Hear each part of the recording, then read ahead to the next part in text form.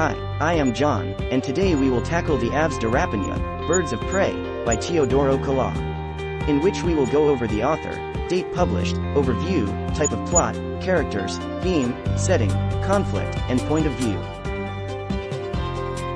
Aves de Rapina, Birds of Prey, by Teodoro Kalaw is published on October 30, 1908. It employs a linear plot, in which the article contains multiple plots that occur simultaneously and cross over at various points, particularly near the end, and which has a distinct beginning, midpoint, and conclusion. It was in 1908 that the newspaper ran an editorial titled, Aves de Rapina, which translates as Birds of Prey. A thinly veiled denunciation of the activities of one Dean C. Worcester, an American zoologist and public official who served as Secretary of the Interior. The character are eagle, vulture, owl, and vampire. The theme is revolutionary.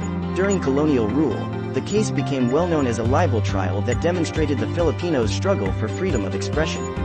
As a result, it is considered a classic and is frequently cited, even today, whenever the subject of journalistic freedom is raised.